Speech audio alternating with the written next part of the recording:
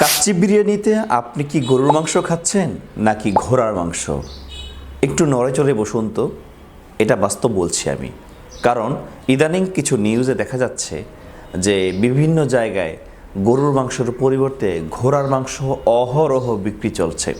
কয়েকটি নিউজ পেপারও এটা নিয়ে নিউজ হয়েছে এবং হোটেল মালিকরা তাদের বিরিয়ানিতে অথবা কাচ্চি বিরিয়ানিতে সেগুলো ব্যবহার করছে।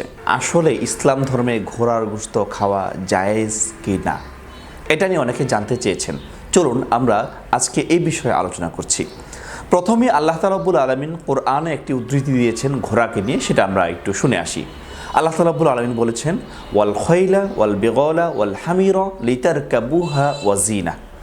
এই যে আমাদের খচ্চর, গাধা, ঘোড়া, এগুলো আল্লাহ তাআলা রব্বুল আলামিন আমাদের ভ্রমণের জন্য, ব্যবহারের জন্য বাহন স্বরূপ বানিয়েছেন এবং এটি একটি সৌন্দর্য বলা যেতে পারে।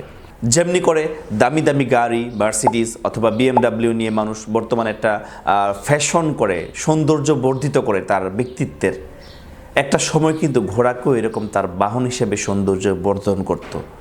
এই জন্য আল্লাহ তাআলা রাব্বুল আলামিন বলেছেন এটা তোমাদের জন্য সৌন্দর্য এবং এটি একটি বাহনের জন্য তৈরি করা হয়েছে। এক্ষেত্রে রাসূল কারীম সাল্লাল্লাহু আলাইহি সাল্লামের জীবনীর যদি অধ্যায় আমরা পড়তে যাই, সেক্ষেত্রে রাসূল কারীম সাল্লাল্লাহু আলাইহি সাল্লাম সরাসরি ঘোড়ার গোশতকে খাওয়া নিষেধ করেননি।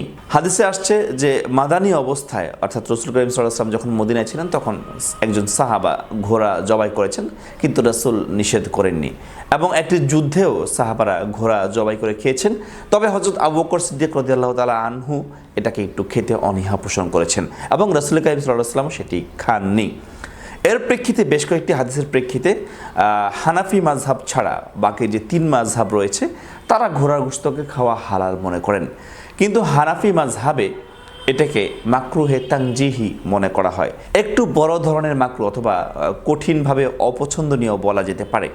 ইমাম আবু হানিফা রাহমাতুল্লাহ আলাইহি এটিকে মাকরুহ করেছেন।